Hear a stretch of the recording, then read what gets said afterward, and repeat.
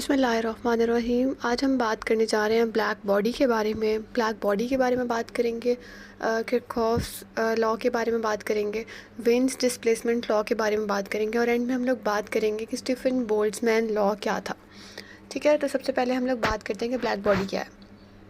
Black body सबसे पहले आप लोगों ने याद रखना है कि ब्लैक बॉडी जो है ये एक आइडियलाइज्ड बॉडी है, ये हकीकत में नहीं एग्जिस्ट करती। ठीक है, एक आइडियलाइज्ड बॉडी है जो क्या करती है कि उसके ऊपर जितनी भी रेडिएशंस फॉल करती हैं वो उन सबको एब्जॉर्ब कर लेती है। ठीक है, एक ऐसी बॉडी जो सारी रेडिएशंस को एब्जॉर्ब कर ले उसको हम कहते हैं ब्लैक बॉडी। ज़रूरी नहीं है कि उसका कलर ब्लैक हो, उसका कलर कोई भी हो सकता है, लेकिन हम उसको बुलाते हैं ब्लैक बॉडी हैं क्योंकि वो सारे कलर्स को एब्जॉर्ब कर लेती है। ब्लैक बॉडी जो है ना also emit black body radiations. Absorb तो करती है, इमिट भी करती है, लेकिन ये वो नहीं है कि इधर से एब्जॉर्प्शन हो रही है और उधर से पास हो रही है। ट्रांसमिशन नहीं होती, इमिशन होती है। अब ट्रांसमिशन और इमिशन में फ़र्क क्या होता है ये देखेंगे।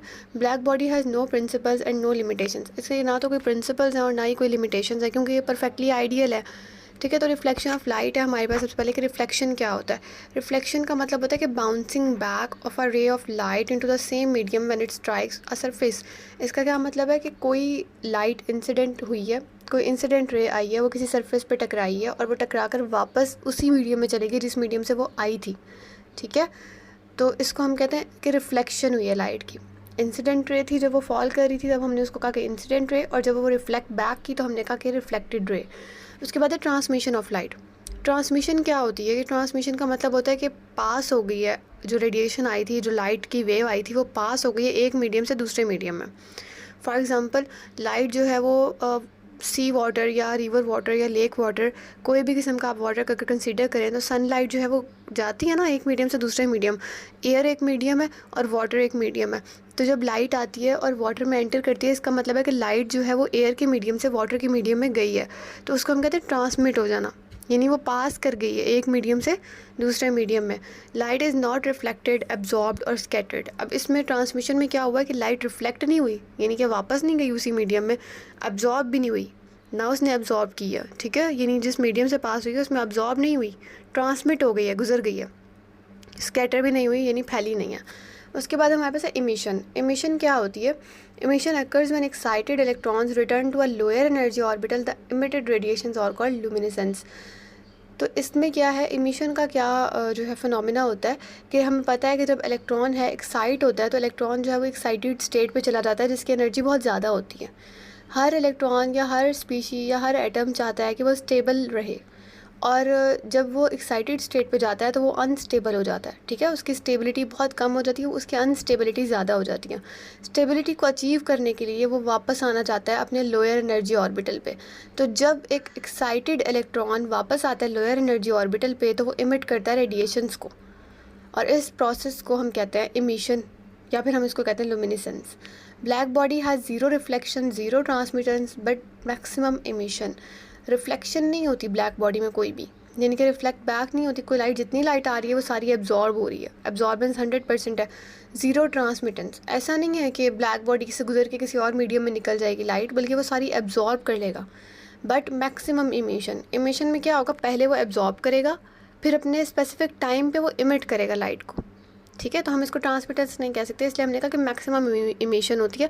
फॉर एग्जांपल अगर उसने 100 रेज़ एब्जॉर्ब किए हैं तो वो 100 ही रेज़ इमिट कर देगा जब वो चाहेगा।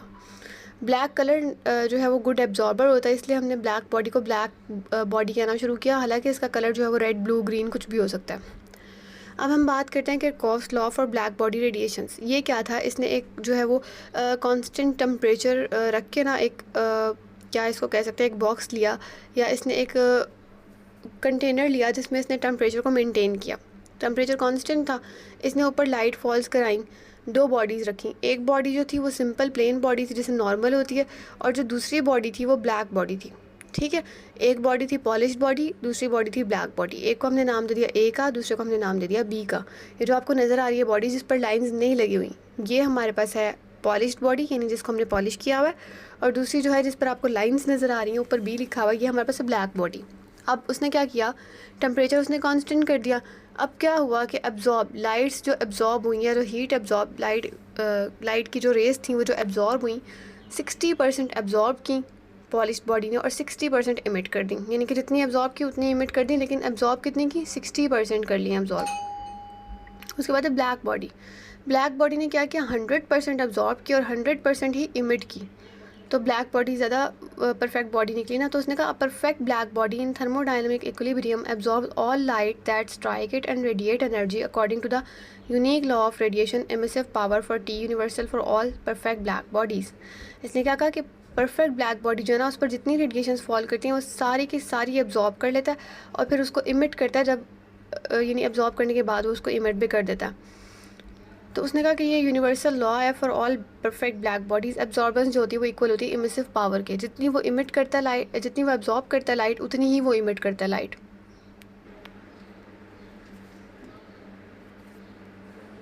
इसके बाद नेक्स्ट में हमारे पास फिर वो ये है कि जो ब्लैक बॉडी होती है उसमें रिफ्लेक्शन जो है वो ज़ीरो होती है, ट्रांसमिटेंस जो है वो भी ज़ीरो होती है, और जो इमिशन है वो मैक्सिमम होती है एट गिवन टेम्परेचर। ठीक है, मतलब कि जितनी वो एब्जॉर्ब करता है इमिशन भी उतनी ही करता है। तो मैक्सिमम इमिशन होती है, मैक्सिमम एब्जॉर्बेंस होती है। एग्जांपल्स में हमारे पास आगे lamp black, platinum black, gold black, ठीक है, सबके आगे ब्लैक ब्लैक लगा हुआ है। इसी तरह ग्रेफाइट होता है जो कार्बन से बना होता है, 3% रिफ्लेक्ट करता है लाइट, सन, स्टार्स। तो मतलब ये परफेक्टली आइडियल नहीं है सारी, लेकिन जो हम ब्लैक बॉडी की डेफिनेशन पढ़ते हैं वो परफेक्टली आइडियल है। इनमें ब्लैक बॉडी वाली खसूसियात पाई जाती हैं, but they are not perfectly ideal. फिर हमारे पास है Wien's displacement law. Wien's displacement law क्या कहता है कि जो black body radiation curve for different temperature will peak at different lambda that are lambda is inversely proportional to 1/t। इसका क्या मतलब है, इसका मतलब ये है कि जो ब्लैक बॉडी होती है ना वो रेडिएशंस इमिट करती है, हमें पता है, ठीक है। तो उसकी जो रेडिएशन कर्व होती है, अगर आप टेम्परेचर चेंज करते जाओ ना, जब वो रेडिएशन इमिट करिए आप टेम्परेचर चेंज करते जाओ, तो टेम्परेचर जब आप चेंज करोगे तो वो मैक्सिमम वैल्यू जो है, मैक्सिमम पीक वैल्यू जो है वो डिफरेंट टेम्परेचर्स पे डिफरेंट देगी। दोबारा सुन लें कि जब हम लोग black body emissions black body जो है वो रेडिएशन इमिट करती है ना, जब ब्लैक बॉडी रेडिएशन इमिट कर रही हो आप टेम्परेचर चेंज करना शुरू कर दो। फॉर एग्जांपल पहले 4000 था, फिर आपने 5000 कर दिया, आपने बढ़ाते गए। जब आप टेम्परेचर जो है वो मैक्सिमम ले जाते हो, फॉर एग्जांपल 7000 के या फिर 8000 के, आप 8000 केल्विन ले जाते हो ना टेम्परेचर, तब आप देखोगे जो पीक वैल्यू है ना वो सबसे ज़्यादा ऊँची होगी। पीक वैल्यू का क्या मतलब है और वेवलेंथ में और पीक वैल्यू में क्या फ़र्क है। वेवलेंथ जो है ना, ये हमारे पास जो नीचे वैल्यूज़ दी गई हैं ये है वेवलेंथ सिंपल, और जो पीक वैल्यू है ना वो है मैक्सिमम वेवलेंथ, यानी कि जहाँ पर पीक बन रही है। मैक्सिमम वेवलेंथ भी नहीं कह सकते, पीक कहेंगे, पीक वैल्यू है जहाँ पर पीक बन रही है वेवलेंथ की। तो आपको नज़र आ रहा है 4000, 5000, 6000, 7000 टेम्परेचर में सबसे ज़्यादा पीक जो है वो 7000 टेम्परेचर वाले पे बन रही है। मतलब कि टेम्परेचर कितना है, मैक्सिमम, पीक वैल्यू कितनी है, मैक्सिमम, लेकिन वेवलेंथ कितनी है, वेवलेंथ सबसे कम। समझ में आई, वेवलेंथ की वैल्यू जो है वो 500 से भी पीछे और बाकी सबकी 500 से ज़्यादा है। तो हमने कहा कि यहाँ पर क्या हुआ कि पीक वैल्यू तो बन रही है, यानी पीक मैक्सिमम है मैक्सिमम टेम्परेचर पे, लेकिन लैम्डा कितना है, सबसे कम। तो लैम्डा का और टेम्परेचर का इन्वर्स रिलेशन है। अब पढ़ते हैं, black body radiation curve for different temperatures will peak at different lambda that are lambda is inversely proportional to 1/t। यानी कि ब्लैक बॉडी जो रेडिएशन कर्व आएगी डिफरेंट टेम्परेचर्स के लिए वो पीक देगी डिफरेंट लैम्डा पे। पीक सबकी डिफरेंट लैम्डा पे है, लेकिन जो हाईएस्ट पीक दे रहा है उसका वेवलेंथ सबसे कम है और टेम्परेचर ज़्यादा है। तो हमने कहा इन्वर्स रिलेशन है। इंटेंसिटी इंक्रीज़ होती है with the increase in temperature, लेकिन अगर हम बात करें लैम्डा की तो लैम्डा डिक्रीज़ होता है with the increase in temperature. बाकी सबकी पीक वैल्यूज़ कम है, ठीक है।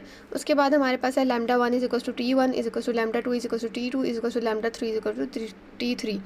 और ये जो साथ साथ लिखी होती है ना वैल्यूज, जैसे लैम्डा 1 T1, इसका मतलब है ये दोनों इन्वर्सली प्रोपोर्शनल है। नेक्स्ट हमारे पास लैम्डा मैक्सिमम क्या होता है, wavelength eight which a substance has its strongest photon absorption. ऐसी वेवलेंथ जिस पे किसी भी सब्सटेंस की फोटोन की एब्जॉर्प्शन जो है वो मैक्सिमम होती है, यानी कि वो लाइट मैक्सिमम एब्जॉर्ब कर रहा होता है, उसको हम कहते हैं लैम्डा मैक्सिमम, जहाँ पर एब्जॉर्प्शन मैक्सिमम होती है। ठीक है, अब आपको यहाँ तक समझ में आ गई होगी और ये ग्राफ भी आपको समझ में आ गया होगा। इंटेंसिटी ऑफ रेडिएशन ये हम आगे देखेंगे। उसके बाद है ये हमारे पास है वीन्स कांस्टेंट, और ये हमारे पास है वीन्स लॉ।